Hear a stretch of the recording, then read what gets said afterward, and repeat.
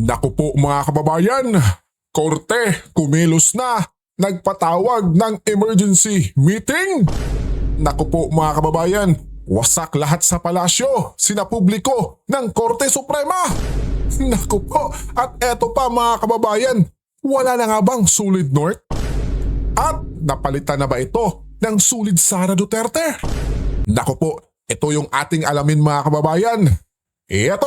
Ito ang balita ngayon. Trending at pinag-uusapan ngayon sa mundo ng social media. Ang di umano'y balitang tunay talaga na hindi natutulog ang karma at hindi mananaig ang kasinungalingan laban sa katotohanan. Dahil sa wakas may mahahatulan na rin sapagkat kumilos na rin ang Korte Suprema laban sa di umano'y mga kabulastugan na kinasasangkutan ng gobyerno ngagba ni Marcos Jr. Supreme Court oral argument sa petition laban sa unprogrammed funds kasado na. Pero bago ang lahat, kung bago ka pa lamang sa aming channel, please huwag kalimutang mag-like, subscribe at i-click ang notification bell para mas maging updated ka palalo sa lahat pa ng bagong video na i-upload namin. At eto na nga mga kababayan, ayon pa sa kumpirmadong balita ng Source Online, Supreme Court oral argument sa petition laban sa unprogrammed funds kasado na. Kasado na ang pagdinig ng Korte Suprema na isa sa pinakamainit na usapin ng legalidad ng unprogrammed funds at ang special account sa 2024, 2025 at 2026 national budget. Bukas, April 7, 2026, sisimula ng Supreme Court ang oral argument sa Maynila na susundan pa sa April 21 sa gitna ng lumalakas na panawagan para sa masusing pagsusuri sa paggamit ng bilyong-bilyong pondo ng gobyerno. Matatanda ang kwinesyon ng mga petitioner na binubuo ng mga mambabatas at civic groups ang umano'y mga pagbabago sa budget sa pamamagitan ng Bicameral Conference Committee kabilang ang malalaking insertions at adjustment, particular na tinutukan ng konsepto ng unprogrammed appropriations o pondo na maari lamang gamitin kapag may sobrang kita o dagdag na pondo ang gobyerno. Baliktad ang sistema. Para sa mga petitioner, may seryosong problema sa ganitong mekanismo. Inverts the constitutional architect of budgeting. Pinabaliktad nito ang konstitusyonal na balangkas ng pagbabudget.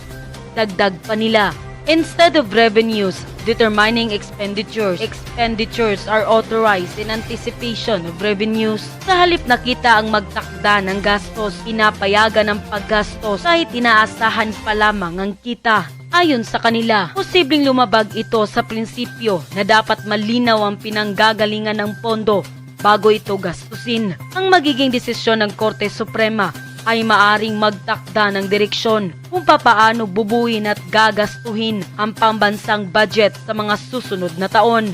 Sa gitna ng usaping transparency at accountability, nakatuon ngayon ang mata ng publiko sa Supreme Court kung saan kasado na ang pagbusisi sa bilyong pondo ng bayan.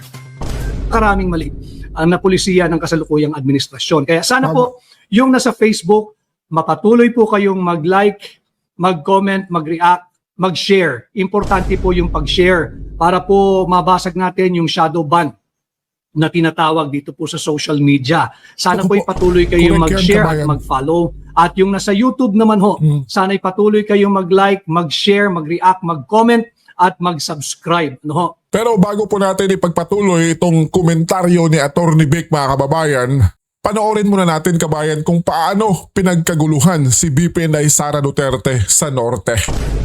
Diba? Kaya bali-balita ngayon mga kababayan sa online na tila ba'y wala lang solid North kabayan at napalitan na ito ng solid VP Inday Sara Duterte kabayan. Naku po. Iyak na naman dito yung mga taga-suporta ng ating mahal na Pangulo mga kababayan, no? Mantakin mo naman mga kababayan itong si VP Sara, di po ba? Tingnan natin ha mga kababayan kung totoo ba talagang wala ng solid North. Yeah.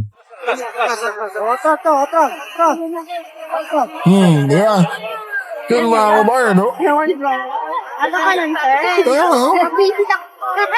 Entrance pa lang yan ni VP Sara, ha? Oh. Yung mga kababayan natin sobrang excited na makita siya. Yun, kabayan, no? Asan siya dyan? Hindi siya makita. Wala makita. Grabe, sobrang kilig yung mga kababayan natin dyan, no? Sa Norte, kabayan. Nung makita na nilang lumabas si BP Inday Sara. Di po ba? Oh?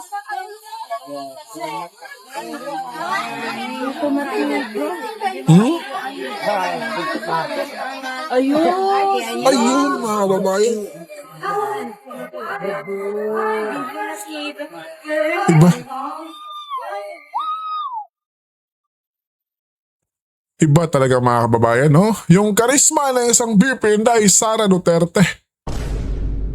Eto mga kababayan, tingnan natin kung matatapatan ba ito ni Kong Luis Tro mga kababayan. Na ani BP Inday na bibili siya ng lupa at bahay. Naku po, para sa mga kababayang dito sa Norte mga kababayan. Pambira, no? Ito yung tao na gusto nilang i-impeach mga kababayan, di po ba? Di ba? Sila Castro, di ba? Sila Dilima, sila Jokno. Name it mga kababayan yung gustong magpa-impeach kay BP Sara. Eto lang naman siya kabayan. Di ba? Handang tumulong talaga. Eto, pakinggan natin. Dahil gusto ko nang ipakita sa inyo ang aking magpapasalamat at paninigurado na hindi ko kayo makalimutan dito sa Lamon Ilaw. Ay bibili ako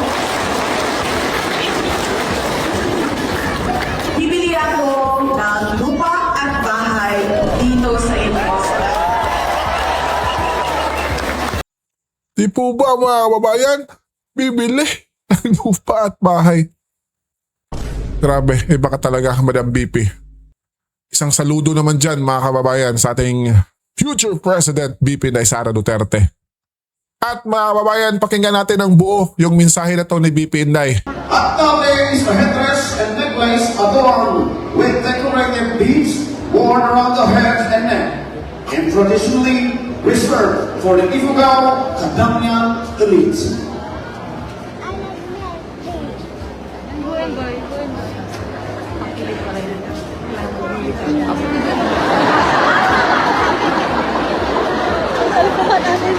Nagadi na pabulan.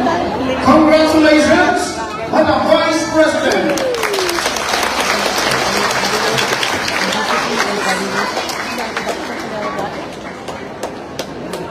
Lamon proudly welcomes you as one of its own, a true daughter of Lamon. Please be seated.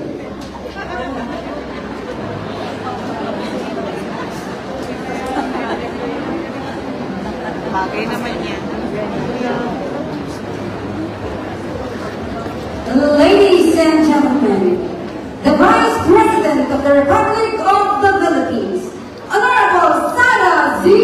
Duterte. At umani ang minukat i-selebrasyon ni Nabakan Festival. Ang galing mag-ifugaw. Agyaman ng Betpunay iti ang tutuloy ang suporta ken panagtalekyo kaniya ken kabiti kakadwa ken iti opisina ti BC Presidente. Ang galing. Noong una ko pong natanggap yung paanyaya ninyo na dumalo sa inyong Rambakan Festival, ay nagulat po ako dahil ang lugar ay sa Lamon, Ifugao. At hindi ko alam, marami pa lang nakakilala sa akin dito sa Lamon, Ifugao. Of course! At totoo yun na nasa speech kanina ni Mayor, hindi ko na maalala na kami pala ay nagkita na doon sa Davao City noong ako ay mayor. Kaya nagulat din ako na natatanggap ako ng paanyaya mula kay Mayor Dahil totoo yung sinasabi niya. Lahat ng mga kaibigan ko o mga pinupuntahan ko ng mga lugar ay nasususpend yung mayor o yung barangay.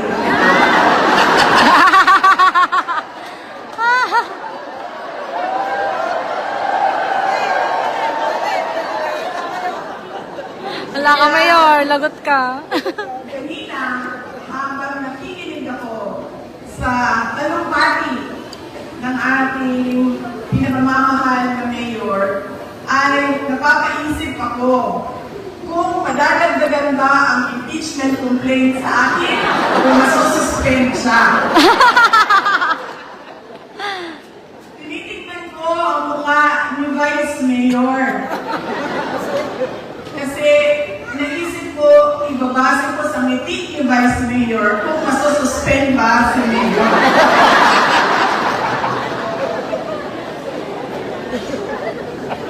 At hindi lang po yung pagkikita namin ni Mayor sa Davao City noong ako ay Mayor, ang isa sa mga common sa amin. Kilala din niya ang kasamahan ko o schoolmate ko sa San Beda College of Law na tiga Apayao, si Gelasio Bonga. Maalala ko siya. Magkasama sila pala sa, at ito ang hindi ko alam na kwento ni Jel. Magkasama sila sa St. Louis University. At pareho silang nakasuhan. St. Louis University. Kaya umabot si Gelasio Bonga sa San Beda.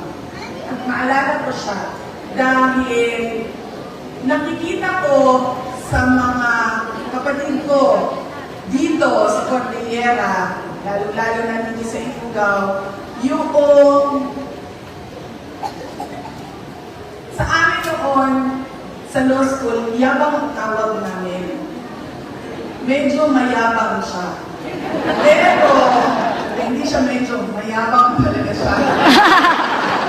Pero ngayon, na ilang beses na ako napunta ng Cordillera Region, naiintindihan ko na hindi siya yabang, kundi yung self-confidence o yung paniniwala niya sa sarili niyang kakayahan. Yun ang nakikita ko kay Mayor at sa iba pa mga taga-Ifugao.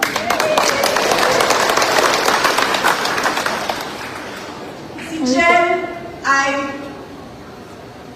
ano ba sabihin? Maliit siya. Tapos, medyo moreno. Hindi na moreno, maitim talaga siya.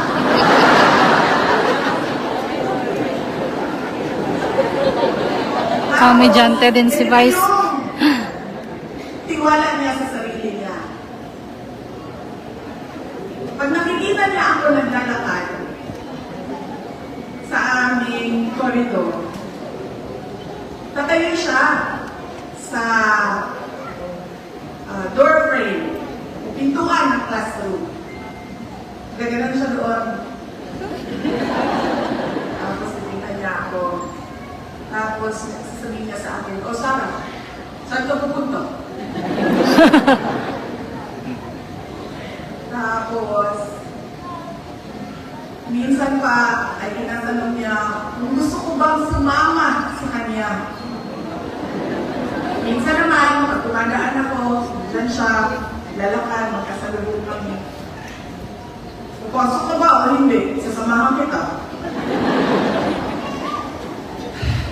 Ganun yung iwala niya sa sarili niya. Na noon ay gusto ko sabihin sa kanya, subukan mo nga bumaba ng Mindanao kung ayaw mag-usap. Pero isa siya sa hanggang ngayon, no, kasama ko siya sa law school, hanggang ngayon ay magkaibigan. magkaibigan. Hindi umabot sa ganyang punto ang lakas ng loob niya.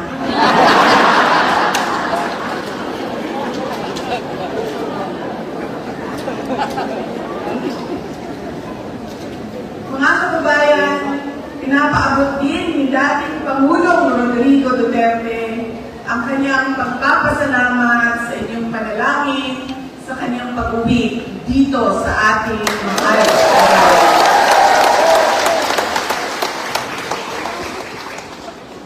Ang pamilya Duterte ay nagpapasalamat din sa pagkakataon na ibinigay ninyo sa amin na makapaglingkod sa ating bayan. Malaki ang utang na loob namin sa inyong lahat, mga kababayan, sa pagkakataon na ito.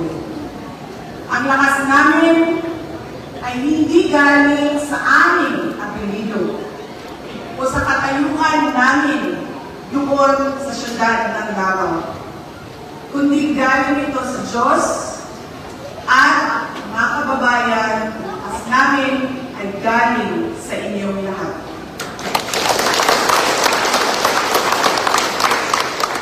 Kaya gaano man kaliit o gaano man kalayo ay kailangan puntahan para isa-isang pasalamatan ang mga kababayang Pilipino. Amen. Isang malaking karangalan ang maging adopted daughter of the municipality of Lamon, province of Ifugao.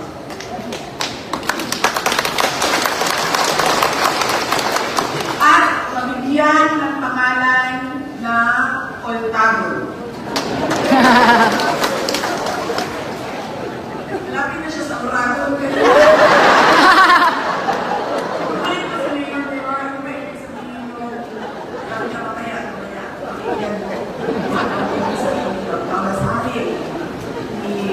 Madam Secretary ang ibig sabihin ng Oltago. Kahit ako ay galing sa isang napakalayong syudad sa Mindanao, hindi naging hadlang na ako ay tanggapin ninyo bilang isang anak ng Lamon Ifugao.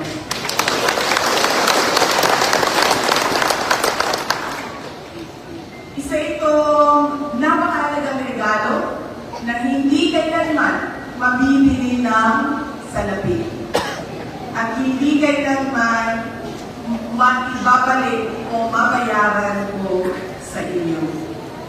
Yung aking pagkapanalo sa halalan, kung meron pang halalan, sa taon na 2028, at yung inyong sangguniang bayan o municipal bond ay nasa hangin pa, nasa kamay pa ng Diyos.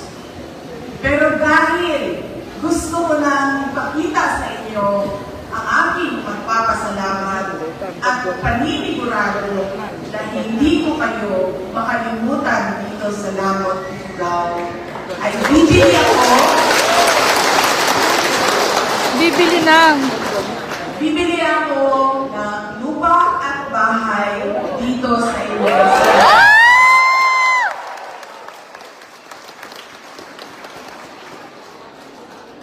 Mabuti na yun, madagdagan natin ang unexplained wealth ni Inday Sara sa statement.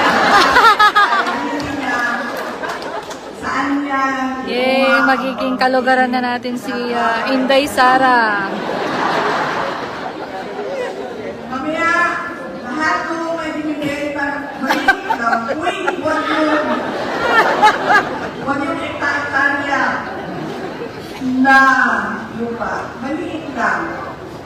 Na pwedeng paglagyan ng kwarto, kusina, at banyo para naman sa susunod na fiesta ay pwede din kayong kumuha ng pansit at sa bahay ko. Kuha kayo ng pansit din daw at lechon, guys. Pinag-iisipan ko pa at parang hindi ko kaya ang adobo na aso. Dahil naawa ako sa kanila.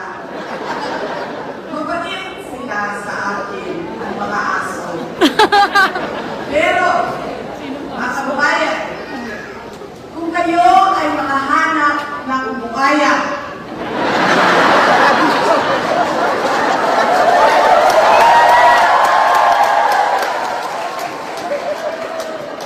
dito sa Cordillera, ay marami kami sa Davao City na marunong maglechon ng buhaya.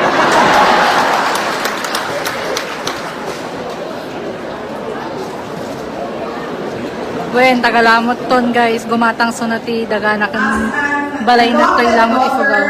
The municipality of Lamot, province of Ifugao, I feel the meaningful message of this year's celebration.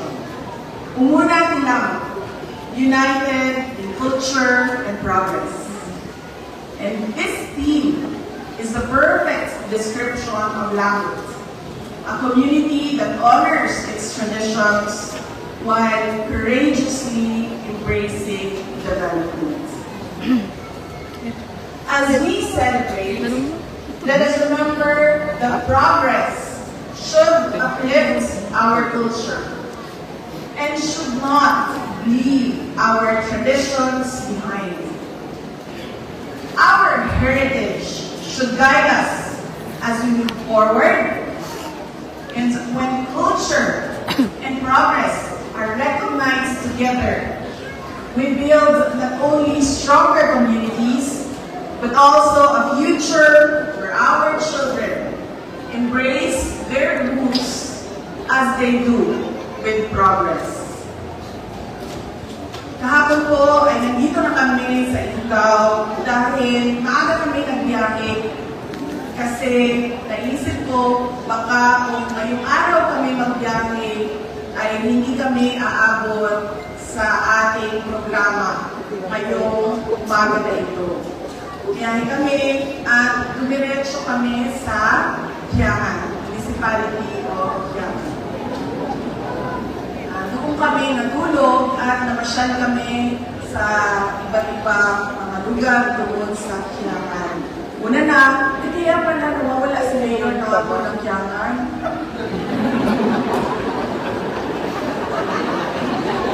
At una na, ang binisita namin ay yung Shrine of the Unknown Soldiers. Lahat nakipaglaban sa kalayaan ng Pilipinas na walang mga pangalan. Bigay kami ng maikling dasal para sa kanila at pagpapasalamat sa kanila sa pakikipaglaban para sa ating mahal na bayan. Binisita din kami sa Rice Terraces o Open Air Museum ng Quiacan. Hindi ko po una nakita, kahapon ay hindi yun ang pinakauna kong nakita ang mga terraces. Noong kami ay bumisita sa Lagawe noong nakaraang taon, meron na rin kami nakita ng mga rice terraces. At noong kami ay natulog kanila ako Wangkor, ay nakita na rin namin ang mga rice terraces. Pero sinanay pa rin namin kahapon sa aming pagbisita ang rice terraces dahil namamangha talaga ako sa galing ng Pilipino sa paggawa ng terraces. Siyempre, akyat baba kami doon sa Open Air Museum. Pag-akyat namin ay pinainom kami noong baya. Baya. ng mga kaibigan ko doon. Binisita din namin ang Ifugao Museum doon sa Quiacan. At marami akong natutunan, lalo na sa tela at hobby ng Cordillera Region. Dahil ginagamit namin ito sa ating mga podium, yung mga iba't ibang textile o tela sa iba't ibang lugar sa ating bansa. Itong tela na nakikita ninyo sa harap ay tela na galing sa Mindanao. Kahapon, tinuruan kami noong guide sa museum kung paano mag-weave o mag-hobby. Ang tinuro niya sa Ano amin, yung hobby? yung iba't ibang pamamaraan na pinakita niya rin sa amin kung paano gumawa ng handmade thread o kamay na gawa ng sinulid. At tinatanong ko siya kahapon, gumagawa pa ba sila na sinulid na gawa ng kamay? Kasi ang gusto ko bilhin Wait na nga. na tela ay yung sinulid na gawa Kasi ito, Sabi pwede mo niya, siya i-save. hindi na. Ito, pwede mo siya i-save. Dahil matagal gumawa ng sinulid. At matagal mag-hobby. Kaya ngayon, ang ginagamit nila ay machine-made na sinulid dahil kailangan nila mabilisan na gumawa ng kanilang mga produkto. Kaya sabi ko, at nakita niya sa akin kung gaano kalakas yung handmade na sinulid. Pinaputol niya sa akin, hindi ko maputol. Sabi niya, subukan mo, putulin ito, machine-made na sinulid. Napakadali na putulin ng machine-made na sinulid. At ito yung mensahe natin ngayong umaga na ito. Nandun siya sa sinulid. Culture and progress. Kailangan nilang magsamang dalawa. At hindi natin nakakalimutan kung saan tayo galing, ano yung mga tradisyon natin, at ano yung kultura natin. Hindi dapat natin totoo. Mas mura, mas mabilis ang gamit na sinulid kapag ito ay gawa ng makina. Kailangan natin yun. Pero totoo din na kailangan hindi natin malimutan kung paano gawin ang sinulid sa kamay lang. Kaya dapat magsama ang dalawa. Yun ang tema natin. Kasama ang kultura at ang pag-unlad. Habang tayo ay nagbibigay pugay sa ating kultura at pag-unlad, tayo ay dumadaan din sa krisis ng bigla at sobrang pagtaas ng presyo ng mga produkto kasama na ng krudo. Isa itong dago sa ating pagbago bilang isang komunidad, isang pamilya, at bilang isang bayan. Magiging mas mahirap ang mga susunod na linggo at mga buwan. Kaya kinakailangan pag-usapan ng pamilya kung paano makatipid ng pera. Kulang na nga ang budget noon. Sigurado, mas lalaki pa ang kakulangan ngayon. Puno na nga tayo sa utang noon. Ngayon, mas lalo pang lalaki ang pangangailangan natin ng pondo. Pero nakikiusap ako sa ating mga magulang na nandito ngayon. Huwag natin itirin ang edukasyon ng ating mga anak. At araw-araw, huwag natin kalimutan na ipangaral sa kanila ang kontribusyon ng edukasyon sa pag-ahon nila sa kahirapan. The preservation of our culture and the pursuit of sustainable development rests on an educated society. And your investment in the education of your children not only lifts families out of poverty, it also ensures that Lagot will continue to be uniquely Ifugao, but world-class and future-ready.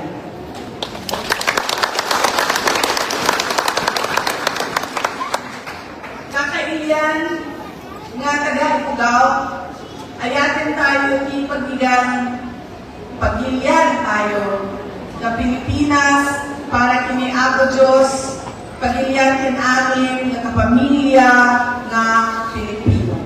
Syukran.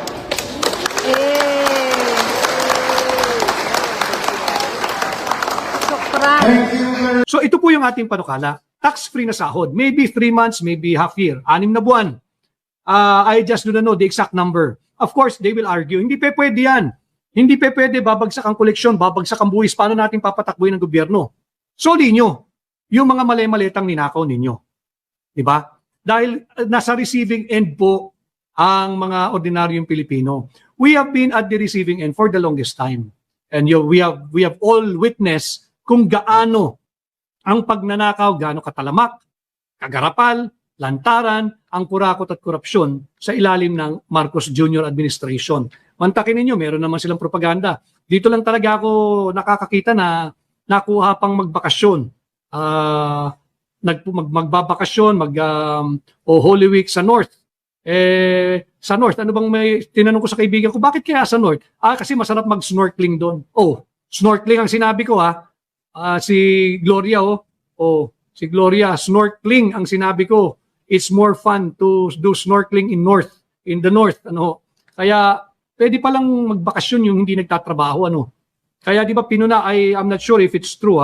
Pakita ko lang yung ipinakita sa social media, yung pagpuna ni Toby Tiangco. Oo, sa SMNI ito. Thank you, SMNI. May statement si Toby Tiangco, si Congressman ng Navotas, ibinigay niya sa SMNI.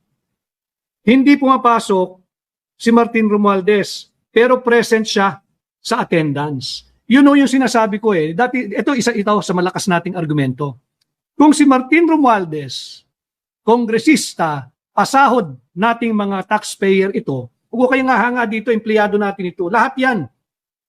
Lahat ng nasa gobyerno ay pasahod ng taxpayers. No? Kung si Martin Romualdez, ayon kay Toby Tiangco, ay hindi pumapasok, pero present sa attendance, ano ibig sabihin nun? Nakukuha niya ng buong buo lahat ng kanyang benepisyo. Di ba kawalang hiyaan yan? Kaya nga di ba dapat tax-free sa sahod ng mga ordinaryong manggagawa, kahit na 6 na buwan. Bakit? Ito po, one of our biggest argument. Kung si Martin Romualdez, absent pero present, perfect attendance, buo niya nakukuha yung kanyang sahod at benepisyo. Saan mo ba galing yun? Sa buwis ninyo, sa buwis natin. Kaya tayo, pumuposisyon na dapat bigyan ng tax-free na sahod sa compensation sa inyong sahod, kahit man lang sa loob ng 6 na buwan, sunod-sunod. Alam ko na ang sasabihin na populist itong ating panukala. Hindi practical at just lamang. Nararapat na papanahon at base sa katarungan. Bakit? Ninanakaw lang yung pera natin Pinambibili lang ng mamahaling bag. Imagine mo yung bag nila. Tanong mo si Stella Kimbo. Ang bag niya, milyon-milyon. 3 milyon, 4 na milyon, 7 milyon. Bahay na po yung pangarap na po ng ordinaryong Pilipino yun Pero sa kanila, bag at relos lang. Magagarang sasakyan, mansyon. Diba? Yung pag-aaral ng kanilang mga anak sa ibang bansa. Tayo, ang hinihingi lang natin, bigyan nyo kami ng konting luwag. Pagpahingahin nyo naman. Hayaan naman natin may uwi ng ordinaryong mamamayan yung kanilang pinaghirapan sa loob ng 1 buwan ng buo. Iuwi nila sa pamilya nila. Tanggalin na muna yung buwis sa sahod kahit sa loob ng 6 na buwan. Again, babalik tayo sa argumentong saan kukuha ng pantustos ang pamahalaan. Meron naman pong pera, nakita natin na napakayaman ng Pilipinas. Napakayaman ng Pilipinas. Ninanakaw lang. Nakita natin yung Maleta Gang dyan sa Kongreso. Kanya nakakatuwa na sa kabila ng walang kamatayan at walang kahihiyan na huwad na impeachment hearing nitong Committee on Injustice, meron pong nakabinbin pala na House Bill House Bill 6205 na akda ni Congressman Elijah Eli San Fernando na humingi ng income tax holiday on compensation. Pareho po yung aming direksyon, pareho po yung aming panukala. And before I made this as our topic today, inaral ko na rin po yung magiging counter-argument nila na hindi yan nararapat, hindi yan tama, paanong buwis. Ulitin ko I am aware of the lifeblood doctrine that taxes are the lifeblood of our economy. Ayan po yung nagpapatakbo sa ating pamahalaan. But as a matter of self-preservation ng mga ordinaryong Pilipino, we can always invoke that the government, the administration of Bongbong Marcos, who is guilty of stealing trillions of pesos from the Filipino people, they should not kill the hen that lays the golden egg. Proteksyon ang hinihingi natin kahit man lang sa pagkakaroon ng tax-free na sahod sa loob ng 6 na buwan. At most, para lang po makatulong naman ito sa inflation dito sa walang tigil at patuloy na pagtaas ng presyo ng produktong petrolyo. Ano ho? And they cannot even argue na hindi pwede yan. Bakit ho? Ang mga ibang enterprise or industry na nakarehistro at aprobado ng BOI or yung Board of Investment at nung PEZA, binibigyan ng income tax holiday ng minsan 4 hanggang 7 taon. Taon, hindi po buwan. Pagka ikay aprobado, registered ka sa BOI, yung Board of Investment at saka yung PEZA, inaprubahan ka at nabigyan ka ng income tax holiday na pribilehiyo, ito po ay tumatakbo ng 4 hanggang 7 taon sa mga korporasyon, sa mga enterprise or piling industriya. No, dahil ang concept nila, hindi nga namumuhunan yan eh. Bakit hindi natin tingnan ganun din ang labor force natin, yung hanay ng ating mga manggagawa? Hindi ba't namumuhunan din sila araw-araw? Pag tumigil magtrabaho ang lahat ng manggagawa, isang araw lang, bagsak ang ating ekonomiya. Lahat tayo mag-absent, magtawag tayo ng national boycott, walang magtatrabaho. Halimbawa, babagsak din ang ekonomiya. So dapat ganun din ang tingin sa manggagawa. Huwag naman masyadong maliit, manggagawa lang yan, kaya namin binibigyan ng income tax holiday, yung mga industriyang aprobado ng BOI at ng PEZA, kasi nag-invest sila ng napakaraming pera. Hindi ba't dapat tingnan din natin, mag-invest din tayo sa ating labor force, sa ating labor market, sa ating hanay ng mga manggagawa? Dahil kung wala po sila, wala yung mga industrial enterprise corporation sa BOI at PEZA approved. Wala po yan. Ngayong panahon na bigyang luwag ng pamahalaan ni Bongbong Marcos, total, ninanakaw lang naman nila yung trilyon-trilyong piso natin. And again, this comes dahil nga po, inilibing na kahapon yung ICI. Wala na po yan. Naglustay lamang po ng pera si Bongbong Marcos sa kanyang grand production, sarswelang napakalaki, pinunduhan ng mamamayang Pilipino, nauwi rin sa wala. Walang naparusahan, walang napakulong na malalaking isda, kagaya ng kanyang ipinangako. December 15, may makukulong. Tapos na po ang first quarter of 2026. Wala pa rin hong nakukulong. Yung mga nagkasalat, nagnakaw ng 100 bilyon sa ating mga Pilipino, laya pa rin. No, wala pong nakukulong. Kaya po, ito ang ating panukala, tax-free na sahod. Hindi dahil ayaw natin magbayad ng buwis. Kaya lang nakikita natin yung injustice. Bayad ng bayad yung ordinaryong tao, nakaw naman kayo ng nakaw. So we are paying our taxes so that we can fund their corruption. Would you want that to continue? We keep on paying our taxes so that we will continue funding their corruption. Trillion peso corruption. Yan ba ang gusto ninyo? Kaya po dapat pag-isipan ninyo, dalhin ninyo itong usaping ito sa inyong si Victorino Basco III. Magagalit po si Taxman Recton yan. Walang ginawa kundi dagdagan ang tax na pahirap sa ordinaryong tao. Kanya nga po yung mga taga Batangas, pakapalad ninyo at meron kayong Lian Lebiste, pwedeng governor yan. No? Victorino Basco III, maraming salamat at sa iyong pagsubaybay. So yun po yung ating diskurso ngayon. Batiin ko lang po yung mga iba pa, kagaya ni Yvette Arong ng Brunei, si Janet Gutierrez Santos, kagaya naming mga guro. Napakalaki ng kaltas, sana mabawasan man lang. Tama po kayo, agree ako sa mga guro. In fact, ininsulto pa kayo. Tagaluto lang daw kayo ng banye-banyerang pansit. At pagka may mga okasyon sa eskwela, taga-kabit lang daw po kayo, taga-tamtax ba? tax ng mga mantel doon sa mesa. Ganun lang ang tingin sa inyo, pero binubuwisan tayo. Kaya nga po yung sabi ko sa inyo, ang panukalang ito ay dahil nga, yun ba ang gusto natin? Bayad tayo ng bayad ng buwis para sustentuhan yung pagnanakaw ng mga tiwali sa administrasyon ni Bongbong Marcos? Pag-isipan nun ninyo yan. Si Agnes Bombita, sabi ng taxi driver kanina, di baling walang ayuda, basta ibaba ang gasolina. Tama, sabi rin po ng isang jeepney driver, hindi naman sila nanlilimos eh. Ang inihingi nila tulong pangkarga ng krudo, pang para sila ay makapasada. Hindi sila nanghihingi ng limos. Marunong magtrabaho ang mga Pilipino. No, kaya pag tayo marunong magtrabaho, dapat we should be more assertive of what we want, of our rights. Ninanakawan lang tayo eh. Why don't we campaign for a tax-free on our compensation for the next 6 months? Huwag nyo na hong pakinggan yung mga ekonomista, ay ba hindi pwede yan, babagsak ang ekonomiya. Hindi pa ba? Tanungin ninyo yung ekonomista. Ang isang dahilan kung bakit bagsak yung GDP natin nung 3rd and 4th quarter, bagsak din ngayon yung 1st quarter, wala pong investors' confidence. Ninanakaw yung pera nating mga Pilipino. Ngayon, ninanakawan nyo lang din naman ng mga Pilipino, karapatan ng Pilipino na pagtanggol ang kanilang sarili.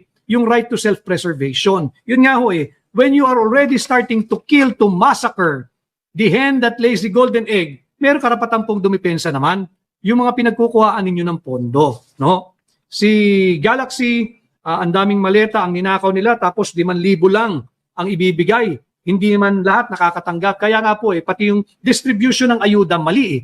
Kaya para umabot ito sa lahat, across the board, tax-free na sahod ang ating pinapanukala. Rose Quijada ng Hong Kong, si Danilo Tolentino, your thoughts and opinions are appreciated. I will continue to pray and support you every step of the way to make the Philippines alive again. Watching from Irvine, California. Thank you, Danilo Tolentino. Si Flor Lipor, malaking palaisipan sa akin. Andito sa Middle East ang gera pero walang nagtataas na presyo ng bilihin. Pero dyan sa Pilipinas, grabe. Kasi nga po, net importing country na po tayo. Whether produktong petrolyo o pagkain. Halos lahat po ng ating pangangailangan, sabi ko nga ho, pati toothpick, pati tissue paper, pati roll ng napkin imported. Kaya that explains bakit pataas ng pataas. Ibang klase talaga ang isang BP Inday Sara Duterte, mga kababayan, no? Talagang ramdam na ramdam mo yung kanyang damdamin dito, kabayan. Damdaming handang tumulong sa kapwang Pilipinong nangangailangan. Di po ba? Tapos ito yung gustong i-impeach nila, kabayan. Ang bihira. Di ba? Majority raw ng mga Pilipino ayaw na raw po kay BP Sara Duterte. Kaya dapat na raw po siyang ma-impeach. Di ba? Dahil raw po sa hindi niya pagsipot or pagsagot sa confidential fund na ginawa niya. Di ba? Tapos tinatawag-tawag pa siyang kurakot di umano. Si BP Inday. Magnanakaw. Name it. Kahit ano pang itawag niyo dyan. Di po ba? Eto, si BP Inday Sara Duterte, mga kababayan, no? Di ba? Sobrang nakakabilib, mga kababayan, no? Kahit sa ang dami-dami ng pinagdadaanan niya, kabayan, ay eto pa rin. Nakatayo pa rin ang isang BP Inday Sara. Di ba? Mga kababayan? Yung pinagagawa nila kay BP Sara. Di ba? Kaya tuloy itong si BP Inday, mga kababayan, napaaga yung kanyang deklarasyon. Kung baga, sa kaloob-looban niya, mga kababayan, ay handang-handa na po siya na paglingkuran yung sambayanang Pilipino para maitama yung mga mali-maling ginagawa ng kasalukuyang administrasyon na ito, mga kababayan. Lalong-lalo na itong korupsyong ginagawa. Ay naku po, pag naupo na po si BP Sara, ay sureball na yan, mga kababayan, na may mananagot talaga. Kaya ito yung ikinakatakot nila, mga kababayan. Di ba? Kaya lahat ay gagawin nila, mga kababayan, na itong si BP Sara ay huwag maupo bilang Pangulo. Di ba? Sobrang obvious, mga kababayan, dahil sa katotohanan, ang daming nagmamahal nitong BP Sara, mga kababayan. Matakin mo, Duterte. Di ba yung mga tao uhaw sa pamamahala ng isang Duterte mga kababayan. Mantakin mo ngayon mga kababayan, di po ba yung mga samot-saring krimen nagaganap na ngayon mga kababayan, wala nang takot. Yung mga kababayan nating magnakaw, nako po, harap-harapan mga kababayan. Diba? Kani-kanina lang or kagabi ba yun na nag-trending mga kababayan, yung nakamotor na isang babae ay walang takot na kinuha yung mga gamit mga kababayan. Diba? Kahit maraming mga tao dyan sa paligid. Diba? Dahil sobrang traffic. Walang nagawa yung si ate. Binigay na lang mga kababayan, wag lang siyang masaksak. Oo. Diba? Wala lang takot mga kababayan. Yung mga kababayan nating gumagawa ng dahas. Naku po. Yun ang masaklap mga kababayan. No? Mantakin mo kasi mga kababayan, sobrang krisis na. Yung ating Pangulo, anong pinagagawa? At mabuti na lang mga kababayan, no? Yung ating mahal na Pangulo ay lumabas kahapon. Tila ba yung kamay ay nanginginig pa mga kababayan habang nanumpa. Na tila ba halatang halatado na may iniindang aray ko. Sakit mga kababayan. Diba? Tapos yung kamay niya ay paniguradong kitang-kita mga kababayan na namumutla pa at nanginginig. Itatapik natin yan sa susunod nating vlog mga kababayan. Di ba? Kaya itong si BP Inday mga kababayan ay hindi na ito mapipigilan mga kababayan. Di ba? Kaya lagi nating ipagdasal itong si BP Sara mga kababayan.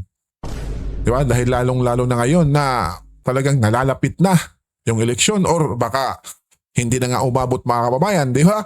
Kahapon ba yun, kumakalat na balita or chismis mga kababayan na yung ating mahal na Pangulo ay may stage 4 na cancer na raw po? Di po ba? Kung totoo yun mga kababayan, ay naku po. Di ba? Baka matsugi na, itong si BP Sara ang papalit. Kaya, lagi natin ipagdasal si BP mga kababayan na nasa mabuting kalagayan siya. Palagi. Di po ba? Okay, so hanggang dito na lang po mga kababayan at huwag niyong kalimutang siyempre magdasal mga kababayan para sa ating bansang Pilipinas at sa buong mundo na rin. Dahil sa sigalot na nangyayari ngayon na walang humpayan mga kababayan, ay naku po, yung sabay ng Pilipino or buong bansa yung naapektuhan kaya huwag tayong tumigil sa pagdarasal mga kababayan dahil panigurado na walang ibang magbibigay ng solusyon dito kundi yung ating Diyos na hari sa lahat ng hari mga kababayan. Panginoong Diyos po. Si Papa Jesus po. Kaya ingat po kayo palagi mga kababayan, lalong-lalo na yung mga OFW at syempre yung mga nasa